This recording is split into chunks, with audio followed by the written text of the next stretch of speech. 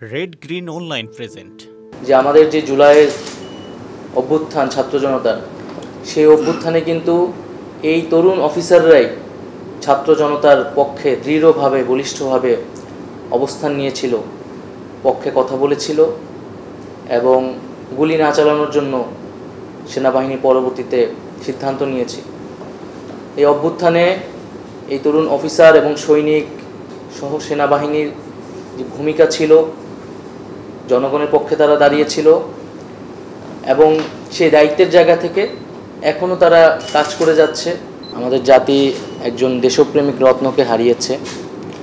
একজন তরুণ সেনা কর্মকর্তার এই শহীদ মৃত্যুতে আমরা গভীরভাবে শোকাহত অন্তর্বর্তীকালীন সরকার, এবং আমাদের এই শহীদের লাশের বোঝা দিন থেকে দিন বৃদ্ধি পাচ্ছে। হাজারো শহীদের রক্তের বিনিময়ে কিন্তু আমরা এই নতুন বাংলাদেশ বিনির্মাণ করছি এবং এখনও আমাদেরকে রক্ত দিতে হচ্ছে। সেনাবাহিনী অক্লান্ত পরিশ্রম করে যাচ্ছে দেশের আইন শৃঙ্খলা এবং জনগণের নিরাপত্তা নিশ্চিত করতে। সেই দায়িত্বটি পালন করতে গিয়েই কিন্তু লেফটেন্যান্ট তানজিম সারোয়ারকে দেশের জন্য জীবন দিতে হয়েছে। তানজিম সারোয়ার আমাদের দেশের জন্য, তরুণদের জন্য দেশপ্রেমের একজন প্রতীক হিসেবে সারা জীবন থাকবেন। আমরা গভীর শোক প্রকাশ করছি, শ্রদ্ধা ভরে তাকে স্মরণ করছি এবং তার পরিবার এবং বন্ধুজনের প্রতি সমবেদনা জানাচ্ছি। এবং আরও একটু বলা প্রয়োজন যে আমাদের যে জুলাইয়ের অভ্যুত্থান ছাত্র জনতার, সেই অভ্যুত্থানে কিন্তু এই তরুণ অফিসাররাই ছাত্র জনতার পক্ষে দৃঢ়ভাবে বলিষ্ঠভাবে অবস্থান নিয়েছিল, পক্ষে কথা বলেছিল এবং গুলি না চালানোর জন্য সেনাবাহিনী পরবর্তীতে সিদ্ধান্ত নিয়েছে।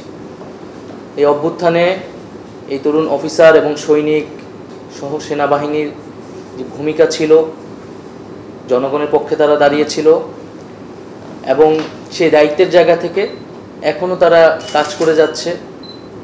অন্তর্বর্তীকালীন সরকার এবং জনগণের নিরাপত্তা নিশ্চিত করার জন্য আইন শৃঙ্খলার দায়িত্বটিও কিন্তু সেনাবাহিনীকে পালন করতে হচ্ছে দেশ রক্ষার পাশাপাশি। তো আমরা পুরো সমগ্র দেশবাসী সেজন্য কৃতজ্ঞ এবং এই যে তরুণ সেনা কর্মকর্তা লেফটেন্যান্ট তানজিম সারোয়ার, তার প্রতি সকলেই আমরা শ্রদ্ধা জানাচ্ছি, স্মরণ করছি এবং সামনের দিনগুলোতে আমরা এই তানজিম সারোয়ারকে স্মরণ করব এবং তিনি আমাদের দেশের জন্য, তরুণদের জন্য অনুপ্রেরণা হয়ে থাকবে। আমি আজকে এসেছি, তার পরিবারের সাথে আমরা কথা বলেছি এবং কীভাবে রাষ্ট্রীয় সম্মাননা আমরা তাকে দিব।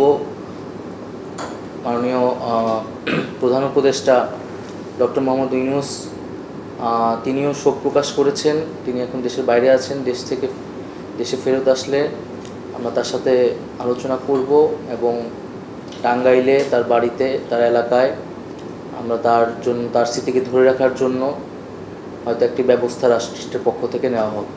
এই বিশেষ প্রতিবেদনটি যদি আপনাদের ভালো লেগে থাকে অথবা উপকৃত হন, তাহলে অবশ্যই এই চ্যানেলটি সাবস্ক্রাইব করুন এবং লাইক, কমেন্ট ও শেয়ার করে রেড গ্রিন অনলাইনের সাথেই থাকুন।